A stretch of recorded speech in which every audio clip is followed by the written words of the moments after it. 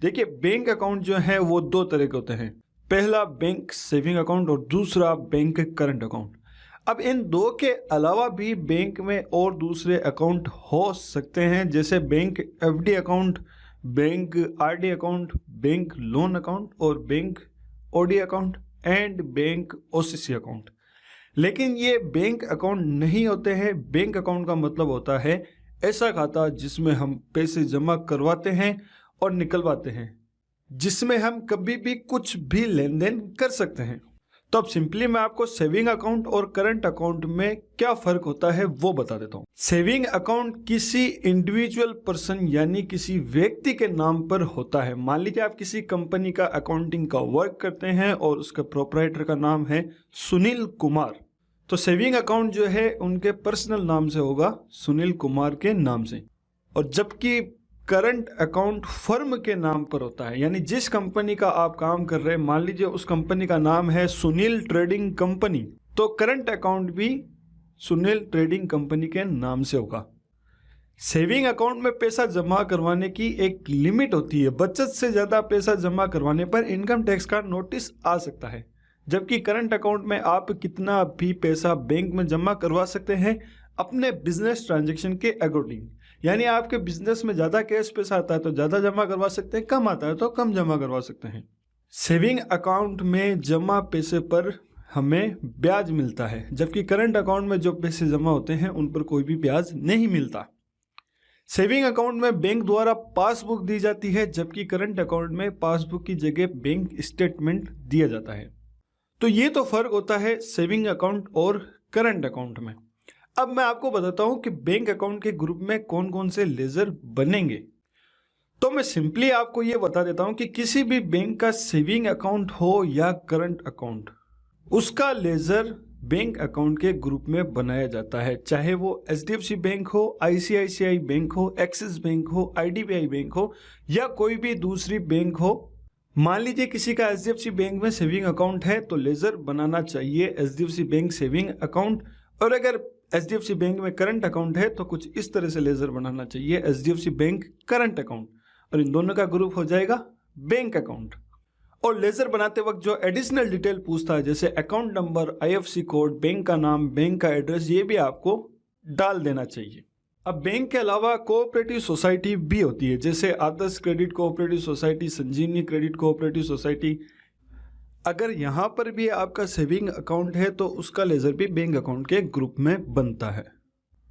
तो दोस्तों, ये दो ही तरह के अकाउंट है जिनका लेजर बैंक अकाउंट के ग्रुप में बनता है। अब बाकी के जो बैंक के दूसरे अकाउंट हैं, जैसे FD account, RD account, OD account, OCC account, loan account, इनका लेजर कौन से ग्रुप में बनता है वो हम आगे सीखेंगे। तो अब मैं आपको बता देता हूँ कि बैंक अकाउंट ग्रुप का जो नेचर होता है वो क्या होता है। देखिए, आपका चाहे किसी भी बैंक में अकाउंट है, चाहे वो सेविंग अकाउंट है या करंट अकाउंट है, अगर आप उसमें पैसा जमा करवाते हो तो वो पैसा हमारा है, हमारी संपत्ति है, उन पैसों पर हमारा हक है।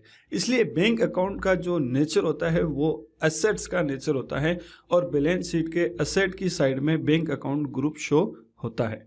तो दोस्तों, कैपिटल हम लेकर के आ गए 1.5 लाख रुपए। अब उसी कैपिटल से हम, हमारे पास जो बिजनेस में 1.5 लाख रुपए आए हैं, उसी से हम बैंक में अकाउंट खुलवाएंगे, क्योंकि हमें लेन देन करने के लिए बैंक अकाउंट की जरूरत पड़ेगी। तो किसी भी एंट्री को करने के लिए हम सीधा जाएंगे अकाउंटिंग वाउचर में, और यहाँ पर मैं एंटर करता हूँ।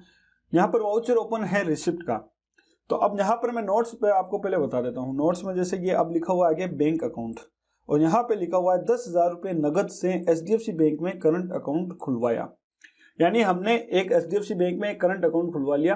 जो हमारे पास 1.5 लाख रुपए बिजनेस में आए हैं उसमें से 10,000 रुपये हमने बैंक में जमा करवा दिया, और जैसे ही बैंक में हमने जमा करवाया हमारा करंट अकाउंट भी खुल गया। तो इसकी एंट्री किस तरह करेंगे वो हम देखेंगे। तो यहाँ पर टैली में मैं आ रहा हूँ। अब यहाँ पर मैं आपको बता देता हूँ कि जब भी कैश और बैंक के बीच में ट्रांजेक्शन होते हैं, यानी जब हमारे ही किसी बैंक अकाउंट और हमारे ही कैश संपत्ति में जब ट्रांजैक्शन होते हैं बीच में, तो एंट्री केवल कॉन्ट्रा वाउचर में होती है, उसके अलावा कोई दूसरे वाउचर में नहीं होती है। तो जब भी इस तरह की एंट्री होती है, जब भी हम अपने बैंक अकाउंट में पैसा जमा करवाते हैं या बैंक अकाउंट से पैसा निकलवाते हैं, तो उसकी एंट्री कॉन्ट्रा वाउचर में होती है। तो यहाँ पर मैं F4 दबा करके कॉन्ट्रा वाउचर को ओपन कर लूंगा। अब यहाँ पर सवाल यह है कि किसको डेबिट किया जाए और किसको क्रेडिट किया जाए। तो देखिए, यहाँ पर हम क्या कर रहे हैं, जो हमारे पास कैश पैसा है वो बैंक में जमा करवा रहे हैं। तो जो कैश पैसा हमारे पास है वो भी हमारी संपत्ति है, और अगर हम उसको बैंक में जमा करवा देंगे तो वो भी हमारी संपत्ति है। बस बात ये है कि अभी हमारे पास कैश था और अब वो बैंक में चला गया, तो यानी हमारे दोनों ही लेजर जो है वो दोनों हमारी संपत्ति है। तो इसके लिए हम देखेंगे ये वाला नियम, जो नियम कहता है असेट्स यानी संपत्ति जब घटती है तो क्रेडिट करो और बढ़ती है तो डेबिट करो। तो यहाँ पर क्या हो रहा है, कैश हमारे पास 1.5 लाख रुपए अभी पड़ा है और 1.5 लाख रुपए से हम 10,000 रुपए जो है उसमें जमा करवा देंगे बैंक में, तो हमारी 10,000 रुपए की कैश जो है वो घट जाएगी, यानी 10,000 रुपए कम हो जाएंगे। तो और नियम ये कहता है कि संपत्ति जब घटती है तो क्रेडिट करो। तो कैश घट रहा है तो कैश को हम करेंगे क्रेडिट, यहाँ पर कैश का लेजर लेंगे, एंटर कर देंगे। अब देख सकते हैं आप यहाँ पर हमारे पास कैश अभी अवेलेबल है 1.5 लाख रुपए जो हम कैपिटल से लेकर के आए। तो जैसे ही अब हम इसमें से 10,000 रुपये जमा करवा देंगे तो अब हमारे पास कैश जो है 1,40,000 रुपये हो जाएगा। तो मैं यहाँ पर 10,000 रुपये लिख करके जैसे ही एंटर करूंगा तो आप देख सकते हैं यहाँ पर कैश मेरा जो हो गया 1,40,000। अब मैं एंटर करूंगा। अब ये 10,000 रुपये जो जा रहे हैं वो कहाँ पे जा रहे हैं, अब हमें डेबिट करना है। तो हमारे यहाँ पर संपत्ति बढ़ रही है बैंक की, और वो बैंक कौन सा है, HDFC बैंक करंट अकाउंट। तो अभी यहाँ पर आपको लेजर नहीं दिखेगा क्योंकि हम पहली बार लेजर बना रहे हैं, तो यहाँ पर हमें लेजर बनाना पड़ेगा। तो यहाँ पर मैं Alt+C करूंगा और यहाँ पर लेजर बनाऊंगा HDFC बैंक करंट अकाउंट, ठीक है। तो यहाँ पर मैं एंटर करूंगा और एंटर करूंगा। अब यहाँ पर इसका ग्रुप लेना है, इसका ग्रुप आएगा बैंक अकाउंट, क्योंकि ये HDFC बैंक जो है वो हमारा बैंक अकाउंट है। तो यहाँ पर मैं ग्रुप ले लूंगा बैंक अकाउंट एंड एंटर। तो यहाँ पर आपके पास जो भी डिटेल अवेलेबल है जैसे account number, IFSC code, bank name और ब्रांच, वो डिटेल आप यहाँ पर डाल सकते हैं। तो मैं अभी यहाँ पर ब्लैंक छोड़ रहा हूँ, मैं कोई डिटेल यहाँ पर नहीं डाल रहा। तो एंटर करता हूँ, एंटर। और यहाँ पर ये जो ऑप्शन है सेट चेक बुक और सेट चेक प्रिंटिंग कॉन्फ़िगरेशन, इस पर मैं एक पूरा नया टॉपिक बनाऊंगा कि ये कहाँ पर किस तरह यूज होता है। तो अभी इसको हम नो ही रखेंगे, अभी हमें केवल एंट्री करना सीखना है। तो यहाँ पर मैं एंटर करूंगा और यहाँ पर आप चाहें तो बैंक का एड्रेस डाल सकते हैं। तो यहाँ पर भी मैं एंटर करूंगा, कुछ भी नहीं डाल रहा, और यहाँ पर आप चाहे तो बैंक के GST नंबर डाल सकते हैं। तो एंटर करता हूँ। तो इस लेजर को मैं कर दूंगा सेव एंड एंटर। तो अब आप देख सकते हैं मेरे पास 10,000 रुपये जो कैश थे वो मैंने बैंक में डलवा दिए। तो जो 1.5 लाख रुपए कैश थी वो तो हो गई 1,40,000, और बैंक में मेरा कुछ भी नहीं था, बैंक में मेरा आ गए हैं 10,000 रुपये। तो अब यहाँ पर एंटर करूंगा मैं, और यहाँ पर आप कुछ एडिशनल डिटेल डाल सकते हैं। जैसे ये आपने पैसे जमा करवाए हैं, उसमें 2,000 के कितने नोट थे, 1,000 के कितने थे, 500, 200, 100 ये नोट कितने थे। तो अभी मैं यहाँ पर कुछ भी डिटेल नहीं डाल रहा हूँ, अभी केवल हमें एंट्री करना सीखना है। तो इसको मैं करूँगा Ctrl+A, इसको भी कर दूंगा Ctrl+A। अब यहाँ पर नरेशन आप चाहे तो डाल सकते हैं कैश डिपॉजिट टू बैंक, आप ये नरेशन डाल सकते हैं, ब्लैंक भी रख सकते हैं, उसमें कोई दिक्कत वाली बात नहीं है। तो यहाँ पर मैं करूँगा एंटर एंड एंटर। तो ये मेरी कैश डिपॉजिट की एंट्री हो गई। जैसे ही मैंने कैश जमा करवा दिया, मेरे करंट अकाउंट भी यहाँ पर ओपन हो चुका है। तो अगली एंट्री देखते हैं। अगली है 40,000 रुपये नगद HDFC बैंक करंट अकाउंट में जमा करवाए।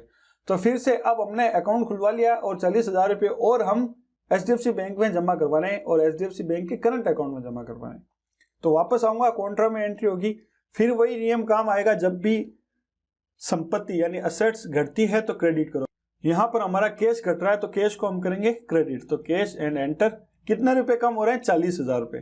तो 40,000 रुपये जैसे ही मैं बैंक में डिपॉजिट करवा दूंगा तो अब जो पैसा मेरे पास 1,40,000 है वो अब 1 लाख रुपए ही रह जाएगा। तो यहाँ पर मैं करूंगा एंटर। आप देख सकते हैं यहाँ पर मेरे 1 लाख रुपए ही कैश बच जाएगा, और ये 40,000 रुपये हम HDFC बैंक के करंट अकाउंट में जमा करवा रहे हैं। तो अब आप देख सकते हैं यहाँ पर जैसे ही जमा करवा दूंगा HDFC बैंक करंट अकाउंट का बैलेंस जो है वो हो जाएगा 50,000 रुपये। 10,000 हमने पिछली एंट्री में जमा करवाए और 40,000 और जमा करवा रहे। तो यहाँ पर एंटर करूंगा, एंटर, और इस डिटेल को कुछ भी नहीं करूंगा, Ctrl+A करके सेव कर दूंगा। और यहाँ पर नरेशन में फिर Ctrl+R दबाऊंगा तो पिछला नरेशन रिपीट हो जाएगा, Ctrl+R। तो cash deposit to bank, enter and enter. तो इस तरह दूसरी एंट्री हो जाएगी। तो अब तीसरी एंट्री 5,000 रुपये नगद से HDFC बैंक में सेविंग अकाउंट खुलवाया। तो अब ये अकाउंट दूसरा है, वो करंट अकाउंट था, ये सेविंग अकाउंट है। तो अब हम यहाँ पे क्या करेंगे, फिर से क्रेडिट करेंगे कैश को, एंटर। 5,000 रुपये हम जमा करवा रहे हैं तो 5,000, जैसे एंटर करूंगा तो 1 लाख रुपए की जगह अब मेरे 95,000 रुपये हो जाएंगे। तो एंटर करूंगा एंड एंटर। अब देखिए यहाँ पर आ रहा है HDFC बैंक करंट अकाउंट, लेकिन इस बार हम HDFC बैंक के सेविंग अकाउंट में पैसा जमा करवा रहे हैं। तो यहाँ पर फिर नया लेजर बनाएंगे, Alt+C, HDFC bank saving account, enter and enter. तो ये भी हमारा बैंक अकाउंट है, तो ग्रुप हम बैंक अकाउंट ही रखेंगे। तो यहाँ पर फिर से आप बैंक की डिटेल डाल सकते हैं, जैसे सेविंग अकाउंट का अकाउंट नंबर क्या है, उसका IFSC कोड क्या है, बैंक का नाम और ब्रांच। तो यहाँ पर मैं एक बार क्या ब्लैंक कर देता हूँ और इन ऑप्शन को भी नो रखूंगा और यहाँ पर हम चाहे तो इस बैंक का एड्रेस डाल सकते हैं और यहाँ पर जीएसटी नंबर डाल सकते हैं। तो एंटर करके मैं फिलहाल इसको यहीं पर सेव कर देता हूँ, एंटर। तो यहाँ पर अब की बार मैंने क्या किया, 5,000 रुपये HDFC बैंक के सेविंग अकाउंट में जमा करवाए हैं। तो एंटर करूंगा और इस डिटेल को भी एज इट इज रहने दूंगा और यहाँ पे फिर से Ctrl+R दबाऊंगा तो मेरा नरेशन रिपीट हो जाएगा। फिर एंटर करता हूँ एंड एंटर। तो तीसरी एंट्री भी मैंने कर ली, चौथी एंट्री और कर लेता हूँ। 5,000 रुपये नगद HDFC बैंक सेविंग अकाउंट में जमा करवाए। तो 5,000 रुपये और मैं HDFC बैंक के सेविंग अकाउंट में जमा करवाता हूँ। तो फिर से यहाँ पे कैश को क्रेडिट करूंगा, अमाउंट डाल दूंगा 5,000 रुपये। तो अब देखिए 95,000 रुपये कैश जो थे वो अब हो जाएंगे 90,000, एंटर। और ये फिर से मैं जमा करवा रहा हूँ सेविंग अकाउंट में। अब देखिए यहाँ पर मेरे 2 अकाउंट बन चुके हैं, एक है करंट अकाउंट और एक है सेविंग अकाउंट। तो यहाँ पर अब हमें थोड़ा सा ध्यान रखना है कि ये जो पैसे जमा हो रहे हैं वो करंट अकाउंट में हो रहे हैं या सेविंग अकाउंट में। सेविंग अकाउंट में जमा करवा रहा हूँ, एंटर करूंगा, एंटर एंटर एंड इसको Ctrl+A एंड Ctrl+A। यहाँ पर Ctrl+R दबाऊंगा जिससे मेरा नरेशन रिपीट हो जाएगा, एंटर एंड एंटर। तो ये मेरी केस जो मैंने बैंक में जमा करवाए वो एंट्री भी हो जाएगी। तो यहाँ पर बैलेंस शीट को मैं ओपन करूंगा, एंटर, और यहाँ पर फिर से डिटेल पे मैं करूंगा Alt+F1। तो आप देख सकते हैं यहाँ पर पिछली बार भी हमारे पास लायबिलिटी जो 1.5 लाख की थी और एसेट जो थी वो भी 1.5 लाख की थी। लेकिन जब हमने कैपिटल की एंट्री की थी तो सलमान ने जो कैपिटल लेके आया था वो पूरा का पूरा 1.5 लाख रुपए कैश लेके आया था। तो वो हमने क्या किया, जो कैश हमारे पास थी उससे हमने बैंक में अकाउंट खुलवाया। तो 1.5 लाख रुपए में से अब हमारे पास कैश रह गई है 90,000 रुपये, जिसमें से 50,000 रुपये हमने HDFC बैंक के करंट अकाउंट में जमा करवा दिए और 10,000 रुपये हमने HDFC बैंक के सेविंग अकाउंट में जमा करवा दिए। तो अगर मैं यहाँ पर बैंक अकाउंट में आकर के एंटर करूंगा तो आप देख सकते हैं यहाँ पर HDFC बैंक करंट अकाउंट में पड़े हैं मेरे 50,000 रुपये और HDFC बैंक के सेविंग अकाउंट में पड़े हैं मेरे 10,000 रुपये। तो ओवरऑल हमारी संपत्ति जो है वो उतनी की उतनी है, 1.5 लाख रुपए। इससे पहले हमारे पास पूरे के पूरे 1.5 लाख रुपए नगद में थे, अब हमारे पास 90,000 रुपए नगद हैं और 60,000 रुपए बैंक में पड़े हैं। तो देखिए यहाँ पर हमने कैपिटल की एंट्री भी कर दी और बैंक में अकाउंट खुलवाना था, हमने बैंक में अकाउंट भी खुलवा दिया।